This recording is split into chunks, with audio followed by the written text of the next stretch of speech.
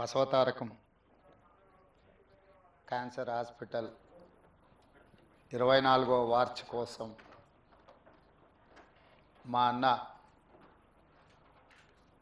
నందమూరి బాలకృష్ణ చైర్మన్గా ఈ కార్యక్రమాన్ని నిర్వహించి ఈ కార్యక్రమంలో పాల్గొనాలని నన్ను వారు ఆహ్వానించడం జరిగింది.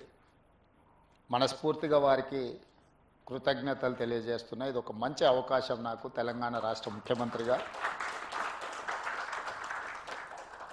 నందమూరి తారక రామారావు గారి ఆలోచనతో చంద్రబాబు నాయుడు గారు సహకారంతో 24 సంవత్సరాలు పూర్తి చేసుకొని లక్షలాది మందికి కోట్లాది మందికి సేవలు అందించి దేశంలోనే ఆదర్శంగా నిలబడే విధంగా తీర్చిదిద్దిన ఈ సంస్థ మీరు నిర్వహించే కార్యక్రమంలో పాల్గొనడం నాకు చాలా సంతోషాన్ని ఇచ్చింది. నాతో పాటు ఈ కార్యక్రమంలో నామ నాగేశ్వరరావు గారు, విశాఖపట్నం పార్లమెంట్ సభ్యులు యువమిత్రుడు భరత్ గారు, నూరి దత్తాత్రేయులు గారు, ప్రసాద్ గారు, ఇతర మిత్రులు, బసవతారకం సిబ్బంది, నందమూరి తారక రామారావు గారి అభిమానులందరికీ కూడా నేను మనస్ఫూర్తిగా అభినందనలు తెలియజేస్తున్నాను.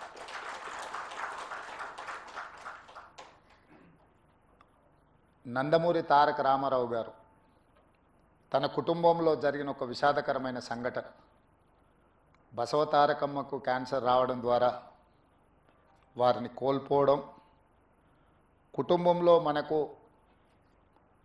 అత్యంత ప్రీతిపాత్రమైన వ్యక్తులను కోల్పోతే ఆ బాధ దుఃఖం తెలిసిన వ్యక్తిగా ఇంకెవరికి ఇట్లాంటి బాధ ఉండకూడదు, వీలైనంత మేరకు పేదలకు సేవలు అందిస్తూ వాళ్ళ కుటుంబాలను ఆదుకోవాలన్న ఆలోచనతోటి 1988-89లో ఈ ఆలోచనకు పునాది పడ్డది.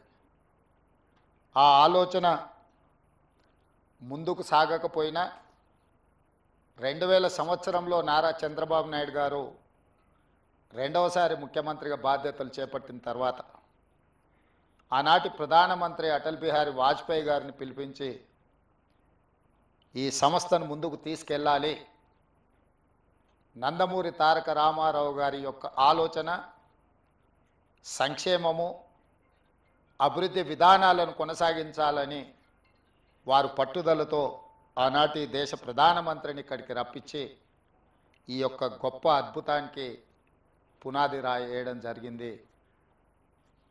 ఆనాటి ఆలోచనను నందమూరి తారక రామారావు గారు నిస్వార్థంగా ఎలాంటి లాభం కానీ ఎలాంటి స్వార్థం కానీ లేకుండా తెలుగు ప్రజలకే కాదు ఈ దేశంలో ఉండే ఎవరికైనా క్యాన్సర్ అంటే ఒక మహమ్మారి, అది ఒక మందు లేని జబ్బు, క్యాన్సర్ అంటే ఒక భయం ఉన్న సందర్భంలో లేదో దీన్ని నివారించవచ్చు, నిలువరించవచ్చు, నయం చేయొచ్చు అనే నమ్మకాన్ని కల్పించడానికి వారు ఒక నిర్ణయం తీసుకొని ఆ నిర్ణయాన్ని ముందుకు తీసుకెళ్తూ ఇవాళ క్యాన్సర్ వచ్చిందంటే కూడా భయపడకుండా హాస్పిటల్స్కి వచ్చి ట్రీట్మెంట్ చేసుకొని పూర్తిగా బాగు చేయించుకొని నవ్వుతూ బయటకు వెళ్ళే పరిస్థితిలో ఈరోజు ఈ తెలంగాణ రాష్ట్రంలో హైదరాబాద్ నగరంలో దేశంలో ఉండే వాళ్ళకి ఎంతోమందికి మేలు జరుగుతుంది అని అంటే ఆ రోజు వారు ఏ కళ అయితే కన్నాడో, ఏ విధంగా అయితే పేదలకు సహాయాన్ని అందించాలని వారు ఆలోచన చేసిండ్రో ఈరోజు అది అమలు జరుగుతుంది. తప్పకుండా స్వర్గంలో నందమూరి తారక రామారావు గారు మనల్ని అందరినీ ఆశీర్వదిస్తాడు. ఇక్కడ ప్రధానంగా ఇందులో భాగస్వామ్యం పంచుకొని ఈ నిర్వహణలో, ఈ నిర్మాణంలో ఆర్థిక సహాయాన్ని అందించడమే కాదు, ఇక్కడ సేవలు అందిస్తున్న సిబ్బందికి కూడా ఎప్పుడూ వారి ఆశీర్వాదం ఉంటుంది అని చెప్పి నేను బలంగా విశ్వసిస్తున్నాను, నమ్ముతున్నాను. అదేవిధంగా ఈ సంస్థకు సంబంధించిన లీజ్ విషయంలో కానీ ఇతర అనుమతుల విషయంలో కానీ వారు నా దృష్టికి తీసుకొచ్చినంబడే క్యాబినెట్లో పెట్టి తక్షణమే క్లియర్ చేసిన. ఎందుకు అంటే ఈనాడు కొన్ని ప్రత్యేకమైన పరిస్థితుల్లో మేము ఉన్న ఈ హోదా, ఈ గౌరవం వారు ఏ స్వార్థం లేకుండా ఏర్పాటు చేసిన ఒక రాజకీయ పార్టీ మాకందరికీ అవకాశం కల్పించింది. ఆ ఆలోచనను, ఆ విధానాన్ని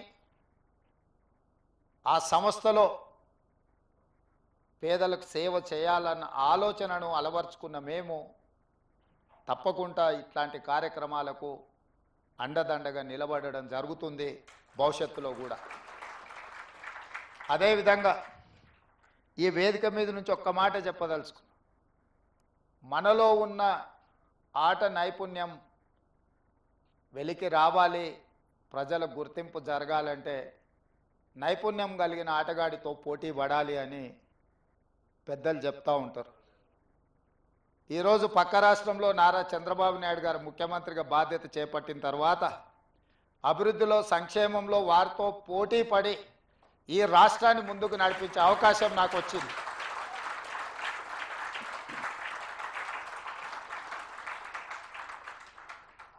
గతంలో 12 గంటలు పనిచేస్తే సరిపోతుంది, అంతకు మించి అవసరం లేదు అనుకునేవాడిని. కానీ ఇప్పుడు వారు 18 గంటలు పనిచేస్తే నేను 12 గంటలతో సరిపెడితే కుదరదు. కాబట్టి మా అధికారులకు, మా సహచరులకు మనం కూడా 18 గంటలు పని చేయాల్సిందే. అభివృద్ధి విషయంలో, సంక్షేమం విషయంలో పోటీపడి ఈ 2 తెలుగు రాష్ట్రాలు ప్రపంచానికే ఒక రోల్ మోడల్గా నిలబడాలి అని నేను భావిస్తున్నాను. ఆ దిశగా మా ఆలోచన, మా విధానాలు, మా నిర్ణయం ఉంటుంది. అందులో భాగంగానే తెలంగాణ రాష్ట్రంలో చాలా హాస్పిటల్స్, అంటే ఇది Hyderabad is the hub for hospitals, కానీ నా ఆలోచన హెల్త్ టూరిజం హబ్ను ఒకటి క్రియేట్ చేయాలని మా ప్రభుత్వం ఆలోచన చేస్తుంది. ప్రపంచంతోనే పోటీ పడే విధంగా ప్రపంచంలో ఉండే అన్ని జబ్బులకు సంబంధించి ఇక్కడనే వైద్యం అందే విధంగా ఒక హెల్త్ టూరిజం హబ్ని డిజైన్ చేయాలని ప్రాథమికంగా మేము ఒక అంచనాకు వచ్చినాం. శంషాబాద్ ఇంటర్నేషనల్ ఎయిర్పోర్ట్ చుట్టుముట్టూత స్థలాన్ని సేకరించి ఒక 500 నుంచి 1000 ఎకరాలలో ప్రపంచంలో ఉండే రాణించిన ఈ రంగంలో పేరుగాంచిన సంస్థలను అన్నిటిని కూడా రప్పించి అక్కడ వాళ్ళకు అనుమతులు ఇచ్చి ప్రపంచ దేశాలలో నుంచి ఎవరైనా హైదరాబాద్కి వెళితే ఎలాంటి జబ్బుకైనా వైద్యం అందుతుంది అనే విధంగా తీర్చిదిద్దాలన్న ఆలోచన మా ప్రభుత్వం చేస్తున్నది. ప్రధానంగా హెల్త్ ఆర్గనైజేషన్స్లో పనిచేసే డాక్టర్లే కానీ నిపుణులకు తెలుసు, ఈరోజు మన దేశంలో అత్యధికంగా మిడిల్ ఈస్ట్ కంట్రీస్ నుంచి చాలామంది పేషెంట్స్ ఇక్కడికి వచ్చి వైద్యం చేయించుకొని వెళ్తున్నారు. వాళ్ళకి రావడానికి పోవడానికి అవసరమైన విమాన సౌకర్యాలే కాదు, విమానాశ్రయంలో దిగిన తర్వాత కూడా వాళ్ళకి ఎలాంటి ఇబ్బంది జరగకుండా ఒక గ్రీన్ ఛానల్ ఏర్పాటు చేసి మిడిల్ ఈస్ట్ కంట్రీస్ నుంచి ప్రధానంగా ఇక్కడ వైద్యం కోసం వచ్చే వాళ్ళకందరికీ కూడా ఒక అద్భుతమైన సౌకర్యాలు ఏర్పాటు చేయాలన్న ఆలోచన మా ప్రభుత్వానికి ఉన్నది. తప్పకుండా ప్రణాళికతో ముందుకు వస్తాము. ఆ ప్రణాళికలో భాగంగా ఇంతకుముందు అన్న బాలకృష్ణ గారు, నామ నాగేశ్వరరావు గారు బసవతారకం క్యాన్సర్ హాస్పిటల్కి అదనంగా ఇంకా కొంత స్థలాన్ని కేటాయిస్తే మేము సేవల్ని విస్తరిస్తామని వారు చెప్పడం జరిగింది. ఆ హెల్త్ టూరిజం హబ్లో తప్పకుండా బసవతారకానికి స్థలాన్ని కేటాయించి ప్రపంచంతో పోటీపడే తెలంగాణ రాష్ట్రంలో మీ పాత్ర తప్పకుండా ఉంటుంది, మీ సేవల్ని తప్పకుండా వినియోగించుకోవాలని మా ప్రభుత్వం భావిస్తుంది. మొదటి తరం నందమూరి తారక రామారావు గారు రెండవ తరం చంద్రబాబు నాయుడు బాలకృష్ణ గారు, మరి మూడవ తరం మా మిత్రుడు భరత్ అండ్ లోకేష్ బాబు ఏం చేస్తారో చూడాలి. ఇది వాళ్ళ బాధ్యత. ఎందుకంటే వారసత్వంగా సంక్షేమము రాజకీయము ఏదైతే అనుకుంటున్నారో సేవ చేయాలన్నది కూడా వాళ్ళదే బాధ్యత. ఎన్టీ రామారావు గారు సినీ రంగంలో వారు అడుగు పెడితే వారితో పోటీ పడిన వాళ్ళు లేరు. రాజకీయాలలో వారు అడుగు పెడితే వారు సాధించనిది లేదు. ఈ దేశంలో ఈనాడు సంకీర్ణ రాజకీయాలకు పునాది పడ్డది కేంద్ర స్థాయిలో రాష్ట్ర స్థాయిలో అంటే national front, United front, NDA లాంటి ఈ సంకీర్ణ రాజకీయాలకు పునాదులు వారు వేసిండ్రు. ఈరోజు దేశ రాజకీయాలనే సంకీర్ణ రాజకీయాలు ఈరోజు నడిపిస్తున్నారు. అదేవిధంగా సంక్షేమం. ఈరోజు బసవ తారకం ఆసుపత్రి అయినా, ₹2 కిలో బియ్యమైనా, 50 రూపాయలకు హార్స్ పవర్ రైతులకు ఇవ్వాలని ఆలోచన అయినా, జనతా వస్త్రాలైనా, పేదవాడికి కూడు గుడ్డ ఉండాలి అని ఒక గొప్ప మనసుతో ఒక గొప్ప ఆలోచనతో నందమూరి తారక రామారావు గారు సంక్షేమాన్ని కూడా మనకు వారసత్వంగా ఇచ్చింది. అందుకే యువమిత్రులు లోకేష్ అండ్ భరత్కి నా సూచన, సినీ రంగం ఎలాగూ మా బాలకృష్ణ గారు చూసుకుంటారు, అది వదిలేసి రాజకీయం సంక్షేమం వీళ్ళిద్దరూ ఇంకా ముందుకు తీసుకెళ్ళాలి. వారికి బ్రాహ్మణి గారు, తేజు వీరు కూడా బాధ్యత తీసుకొని ఈ కార్యక్రమాన్ని ముందుకు తీసుకెళ్లాలని వారికి సూచన చేస్తూ ఇంత మంచి కార్యక్రమాన్ని ఏర్పాటు చేసి మా బాలయ్య బాబు గారు 25వ వార్షికోత్సవానికి రావాలని వారు ఆహ్వానించారు. కానీ చైర్మన్ బాలకృష్ణ గారికి నేను ఇంకొక మాట ఇస్తున్నా, 30వ వార్షికోత్సవానికి కూడా నేనే వస్తాను.